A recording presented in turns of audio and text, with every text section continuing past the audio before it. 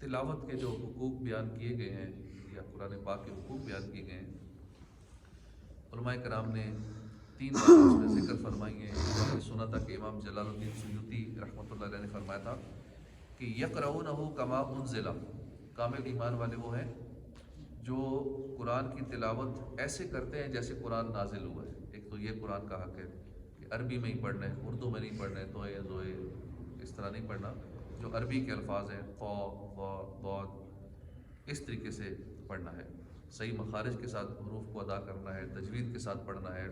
ایک تو قرآن کا یہ حق ہے۔ اور مزید حق تلاوت کی وضاحت علامہ بیضاوی فرماتے ہیں کہ التدبر فی معنی والعمل بمقتضا، یعنی کامل ایمان والے حق تلاوت ادا کرتے ہیں، اس کا مطلب یہ ہے کہ وہ لوگ قرآن کریم کے معنی میں غور و فکر کرتے ہوئے سمجھ کر تلاوت کرتے ہیں، اور قرآن کریم جو کچھ فرماتا ہے اس کے تقاضوں پر عمل بھی کرتے ہیں۔ یہ ہے تلاوت قرآن کے تین حقوق: قرآن کریم جیسا نازل ہوا ایسا پڑھنا، اس کے معنی میں غور و فکر کرنا، اور جو قرآن بتائے اس پہ عمل کرنا۔ یہ قرآن پاک کے حقوق ہے۔ تو ان تینوں باتوں کا لحاظ رکھتے ہوئے جو لوگ تلاوت کرتے ہیں وہ اصل میں کامل طور پر قرآن پر ایمان رکھنے والے ہیں۔ اللہ ہمیں بھی ایسی توفیق عطا فرمائے۔ ہمارے ہاں یہ مسئلہ ہے، اول تو تلاوت کرتا کون ہے؟ پھر جو تلاوت کرتے ہیں انہیں بڑی تعداد ان لوگوں کی ہے جو صرف برکت کے لیے تلاوت کرتے ہیں۔ بعض خوش قسمت ہیں جو صبح صبح دکان کھولتے ہیں، تلاوت کرتے ہیں، کاروبار میں برکت ہو تاکہ زیادہ سیل ہو، مال زیادہ آئے، اس لیے تلاوت کرتے ہیں، یا دکان میں تلاوت لگا دیں گے۔ خواتین گھروں میں صبح صبح تلاوت کرتی ہیں، کبھی کسی کو کوئی مشکل پیش آ جائے، کوئی پریشانی ہو جائے تو خوش نصیب دینی ذہن رکھنے والے مدرسے سے طلباء کو بلا کر قرآن خوانی کرواتے ہیں۔ یقیناً یہ اچھی بات ہے، اس میں شک نہیں ہے۔ قرآن کریم برکت ہی برکت ہے۔ قرآن کریم کو گھر میں رکھنا بھی برکت ہے، دیکھنا بھی برکت ہے، اس کو چھونا بھی برکت ہے، اس کو پڑھنا بھی برکت ہے، سمجھنا بھی برکت ہے، سراپا برکت ہے قرآن پاک۔ لیکن یہ بھی یاد رکھیے کہ قرآن کریم صرف برکت ہی نہیں ہے، یہ کتاب عمل بھی ہے۔ یہ خالی مشکل وقت میں کھول کے پڑھنے کے لیے، پڑھانے کے لیے نہیں ہے، اس پہ عمل بھی کرنا ہوتا ہے۔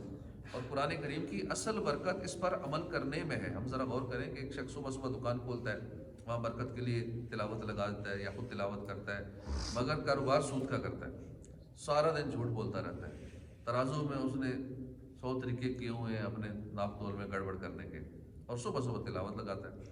لوگوں کے سامنے بھی بسم اللہ پڑھ کے اور اللہ کا ذکر کر کے بڑا نیک بنے ہوتے ہیں۔ عموماً تاجر کی کوشش کرتے ہیں خود کو بڑا نیک ثابت کرنے کی، حاجی نمازی، تاکہ لوگ زیادہ اعتماد کریں، زیادہ گاہک پھنسے۔ تو اس نیت سے کئی لوگ پھر بات بات پہ بسم اللہ، حالانکہ اس موقع پہ مال بیچنے کے لیے اللہ کا ذکر کرنا یہ منع کیا گیا۔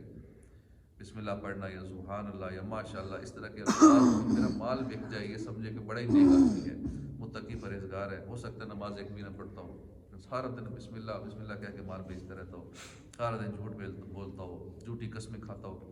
اب بتائیے کہ قرآن مجید تو فرماتا ہے کہ جھوٹوں پر اللہ کی لعنت ہے۔ قرآن مجید تو سود خور کے ساتھ اعلان جنگ فرماتا ہے۔ اب ایسے شخص کو قرآن سے برکت کیسے ملے گی کہ جو تلاوت کر رہا ہے لیکن عمل اس کے خلاف کر رہا ہے، سارا دن جھوٹ بول کے کاروبار کر رہا ہے؟ تو قرآن مجید کتاب برکت بھی ہے، اسے برکت کے لیے بھی ضرور پڑھیے، لیکن یہ کتاب عمل ہے، لہٰذا ہم پر لازم ہے کہ ہم قرآن کریم کو سمجھیں، اس پر عمل بھی کریں۔ سورہ ابراہیم پارہ 13 میں ارشاد ہوتا ہے، ترجمہ کنز ایمان، ایک کتاب ہے کہ ہم نے تمہاری طرف اتاری کہ تم لوگوں کو اندھیروں سے اجالے میں لاؤ۔ اب اس میں غور کریں گے، جب قرآن کریم نازل نہیں ہوا تھا، حضور نے اعلان نبوت نہیں فرمایا تھا، اس وقت دنیا میں کتنے اندھیرے پھیلے ہوئے تھے۔ عقائد کے اندھیرے تھے، نظریات کے اندھیرے تھے، اخلاق و کردار کے اندھیرے تھے، کفر و شرک کا اندھیرا تھا پوری دنیا میں۔ انسان جو اشرف المخلوقات ہے وہ اپنے ہاتھ سے بنائے ہوئے بتوں کی عبادت کرتا تھا۔ اسی طرح کوئی سورج کو پوجتا تھا، سورج کو سجدہ کرتا تھا، درختوں کو خدا مانتے تھے۔ کیسا سخت اندھیرا تھا، انسان اپنے مقام سے ہی واقف نہیں تھا۔ بیٹیوں کو زندہ دفن کیا جاتا تھا، بے حیائی عام تھی، اتنی عام تھی کہ لوگ اپنی سگی ماں کے ساتھ نکاح جائز قرار دیتے تھے، قتل و غارت گری عام تھی، بس پوری دنیا اندھیروں میں ڈوبی ہوئی تھی۔ پھر اللہ نے اپنے پیارے حبیب پر قرآن کریم کا نور نازل فرمایا، اور قرآن نازل ہونے کا ایک مقصد بیان کرتے ہوئے فرمایا کہ تم لوگوں کو اندھیروں سے اجالے کی طرف لاؤ۔ یعنی اے معبود دنیا اندھیرے میں ڈوبی ہوئی ہے، ہم نے قرآن کا نور آپ پر نازل فرمایا، آپ لوگوں کو قرآن کریم سنا کر، قرآن کریم پڑھا کر، قرآن کی نورانی تعلیمات کو عام فرما کر لوگوں کو اندھیروں سے نور کی طرف نکال لائیے۔ اور پھر ایسا ہی ہوا، حضور نے لوگوں کو قرآن سنایا، معنی بتائے، قرآن کے راز سینوں میں اتارے، اور وہی لوگ جو اپنے سے کم تر چیزوں کو خدا بنائے بیٹھے تھے، انہیں ایک اللہ واحد لا شریک کے سامنے سجدہ ریز کر دیا۔ جو اخلاقیات کے اندھیروں میں تھے انہیں اعلیٰ اخلاق والا بنا دیا، اعلیٰ کردار والا بنا دیا۔ زندہ جو بیٹیوں کو دفن کرتے تھے انہیں بیٹیوں کا محافظ بنا دیا، اور بے حیائی کے گڑھے میں جو گرے ہوئے تھے باحیا بنا دیا۔ تو یہی قرآن کریم ہے جس کے ذریعے کفر و شرک کے اندھیرے دور ہوئے، اخلاق و کردار اچھا ہو گیا، اور فقط جو نام کا انسان تھا وہ حقیقی انسان بن گیا۔ یہ قرآن کا نور تھا۔ علامہ اقبال لکھتے ہیں نا، وہ دانائے سبل ختم رسل، مولائے کل جس نے غبار راہ کو بخشا فروغ وادی سینہ۔ یعنی دانائے سبل یعنی ہادی، راستوں کو جاننے والا، ختم رسل سب سے آخری نبی، مولائے کل سب کے آقا، سب کے مولا، جنہوں نے غبار راہ کو رشک طور بنا دیا۔ اور اعلیٰ حضرت لکھتے، اعلیٰ حضرت کے بھائی جان مولانا حسن رضا خان فرماتے ہیں، کھلی اسلام کی آنکھیں ہوا سارا جہاں روشن، عرب کے چاند صدقے کیا ہی کہنا تیری طلعت کا۔ ایک مرتبہ ایک شخص بارگاہ رسالت میں حاضر ہوا، عرض کی یا رسول اللہ، زمانہ جاہلیت میں ہم شرک کے اندھیروں میں تھے اور اپنی اولاد کو مار ڈالتے تھے۔ میری ایک پیاری بیٹی تھی، جب میں اسے بلاتا تو خوش ہوتی تھی۔ ایک دن میں نے اسے بلایا، وہ خوشی خوشی میرے پیچھے چلنے لگی۔ ہم نزدیک ہی ایک کنویں پر پہنچے، میں نے اپنی پھول جیسی بیٹی کا ہاتھ پکڑا، کنویں میں پھینک دیا۔ میری بیٹی رو رو کر ابو ابو جان چلاتی رہ گئی اور میں وہاں سے چل دیا۔ یہ دردناک بات سن کر رحمت عالم صلی اللہ علیہ وسلم کی آنکھوں میں آنسو جاری ہو گئے۔ پھر آپ نے فرمایا، اسلام زمانہ جاہلیت میں ہونے والے گناہوں کو مٹا دیتا ہے۔ تو یہ ہے قرآن کا پھیلا ہوا نور۔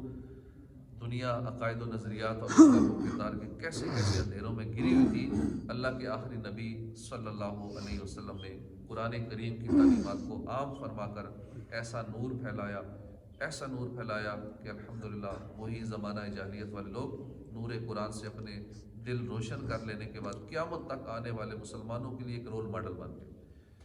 تو ہمیں بھی چاہیے کہ ہم قرآن تعلیمات پر عمل بھی کریں اور اس کی تلاوت بھی کریں، اس کو سمجھ کر پڑھیں، ترجمہ و تفسیر جس طرح ہم روزانہ اس وقت کچھ نہ کچھ سنتے ہیں، 1 2 3 آیتوں کا، تو روزانہ تھوڑا تھوڑا بھی یوں سنتے رہیں تو انشاءاللہ ہمیں سمجھ آئے گی کہ قرآن کریم ہم سے کیا فرما رہا ہے، اللہ پاک کیا کلام کر رہا ہے۔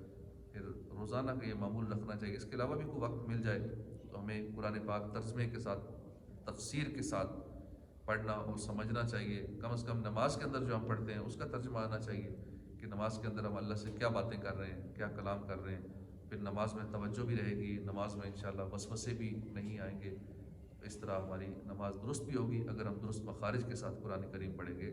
اللہ پاک ہمیں قرآن پاک سے محبت نصیب فرمائے اور کثرت سے تلاوت کرنے کی توفیق عطا فرمائے، آمین، بجاہ النبی الامین صلی اللہ تعالی علیہ وآلہ وسلم۔